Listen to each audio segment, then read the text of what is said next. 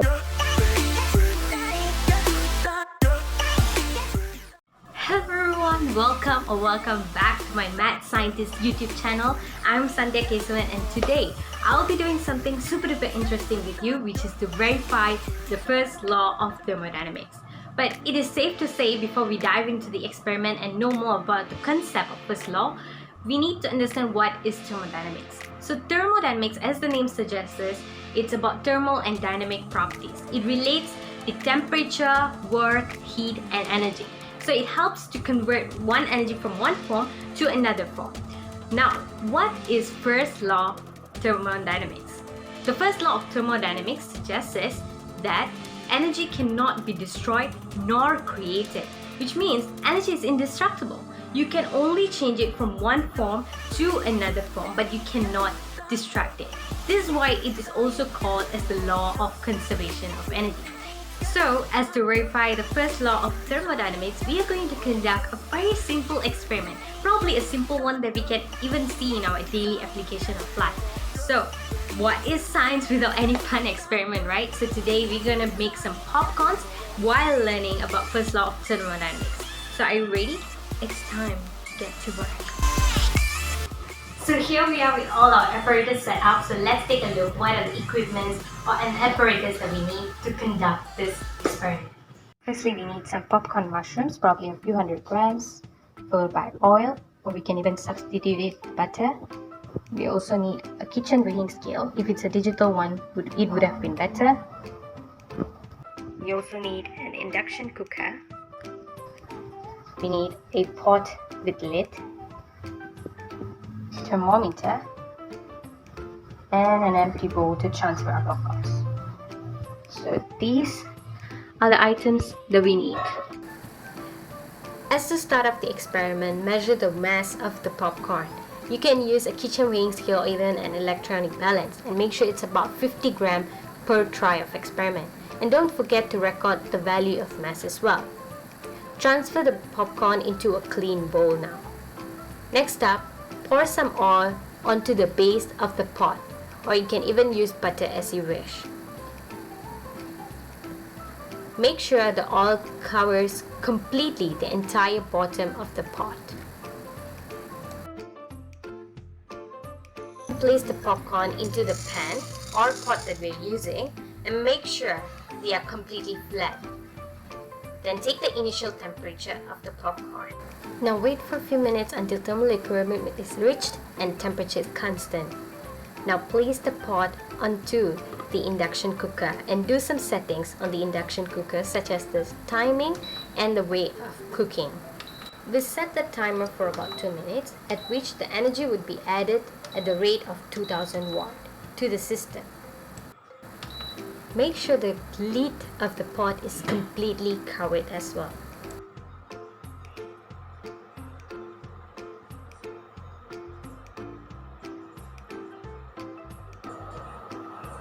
Now it's all about waiting game. Just wait and observe the changes that's happening to the popcorn.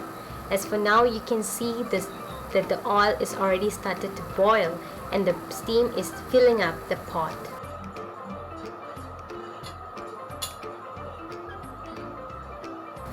There goes our first popcorn burst. Have fun watching this satisfying popcorn burst.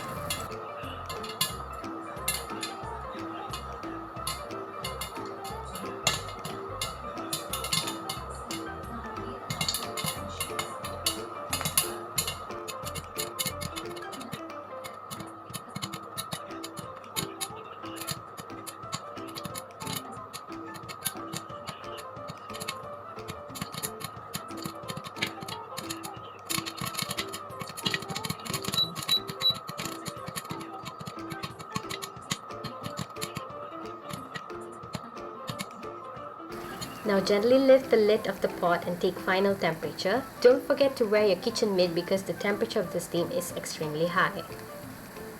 Now it's time for some comparison. Here you can see the popcorn before burst and after burst, and you can see how much of volume of the popcorn kernels have changed, how large they have gotten too. Time for round 2 of experiment.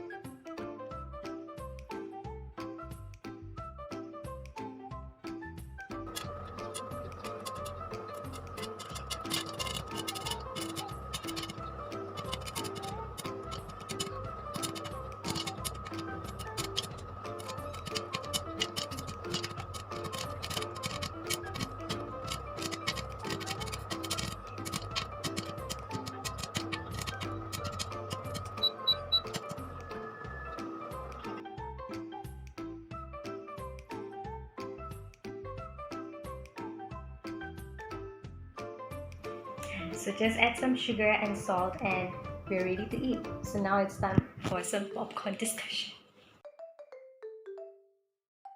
So, have you ever wondered why our popcorns burst like this from little teeny tiny seeds? So, if you have not, it is something that we often face in our daily life, but we often overlook it and not relate it to the thermodynamic laws or the properties. So, what do you think the reason would be? The reason is for surely it's related to the kernel inside the popcorn. So, now let's take a deeper look at this again. So, as you can see in the diagram, a popcorn kernel is made up of several components. So, it is mainly made of soft starch surrounded by hard shells. And this soft starch contains about 11% of water, which is trapped inside of it. So, from this second picture, we can see what will happen to the popcorn kernel when heat is given to it.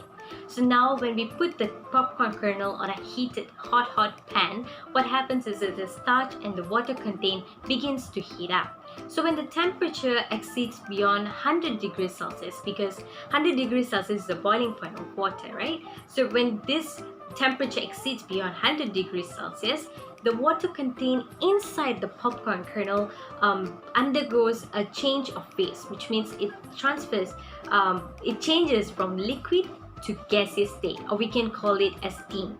So now we have to remember one important thing, which is that the popcorn kernel now has a very thick outer shell. So it gives kind of a constant volume to it. So the steam is actually building up inside the shell. Another thing that we have to note here is that when the temperature is constantly rising in a closed or constant volume, the pressure is also constantly building up.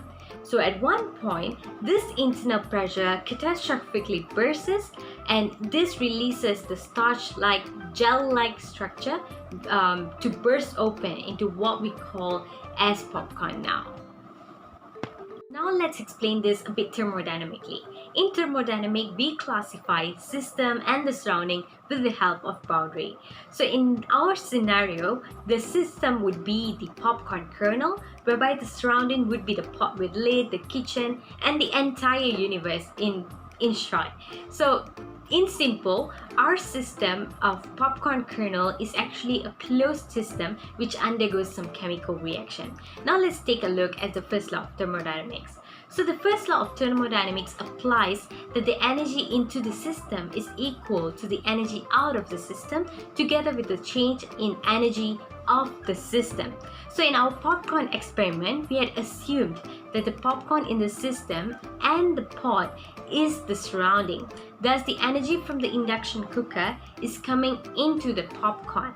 The change in the temperature of the popcorn signifies the change in energy of the system. This is the reason why we took the initial and the final reading of the popcorn. Next up, to start off our calculation, we do have a few information with us. First off, the power of induction cooker is given by 2000 watt. We can actually find this information on the manual or the user guide that comes along with the induction cooker. Next up, as for the specific heat capacity, there is no one specific heat capacity for the popcorn kernel. This is mainly because it has water content in it.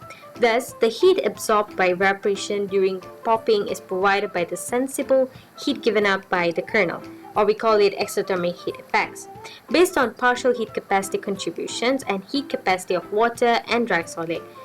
Which means capacity of water, which is 4.187, capacity of dry solid of 1.42 respectively.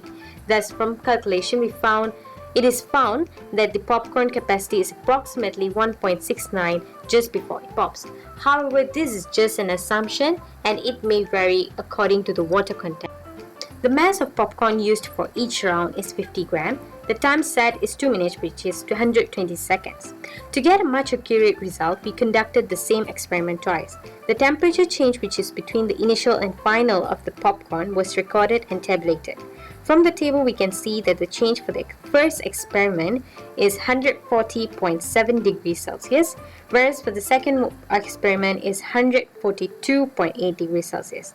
The delta T average is then calculated by adding and dividing both the values that was mentioned above by 2. This average value is then used for the following calculations. According to the first law of thermodynamics, heat is transferred from one place to another and it cannot be destroyed. So let's do a simple calculation to understand this experiment. Let's take the change in energy by the induction and compare it with the change in energy of the popcorn. We assume that the energy by the induction is the work done onto the system, which means the popcorn should receive the same amount of energy. Thus, to calculate the change in energy for the induction cooker, we use the formula E equals to Pt, whereby P is the power and T is the time of the popcorn inside the pot. This then gives us a value of 240 kilojoule. Now let's calculate the actual energy. The actual energy change of popcorn is calculated by specific heat capacity of popcorn times the temperature times the mass of popcorn, which gives us a value of 119.8 kilojoule. But as we can see from the theoretical value is not equal to the actual value as what we understood from the first law.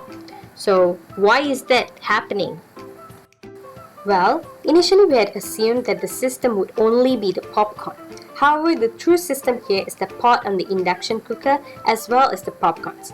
This is because the energy given out by the induction is not only given to the popcorns but also to the air inside the pot.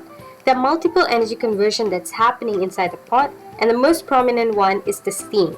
As soon as the popcorn bursts, the steam is released inside the closed pot. This can be considered as energy loss.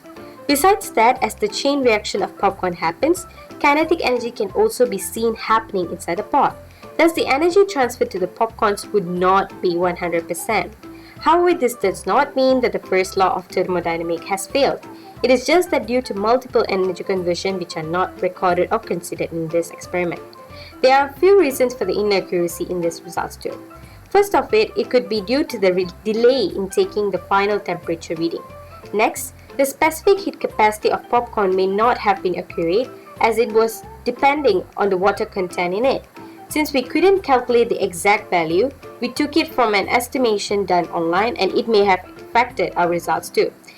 Also, as each popcorns have different specific heat capacity, the amount of temperature may vary as well. Heat is also lost in this process to the air inside the pot. Thus, not 100% of energy is transferred to the popcorns. The error could have been also a result of reduced efficiency of the induction cooker. Perhaps the power supplied have been lesser than 2000 watt. So that's about it for this week's video. I hope you had so much fun while making popcorns as well as learning about thermodynamics first law. So hope to see you again on another exciting episode. Till then, take care and bye bye. Thank you for watching.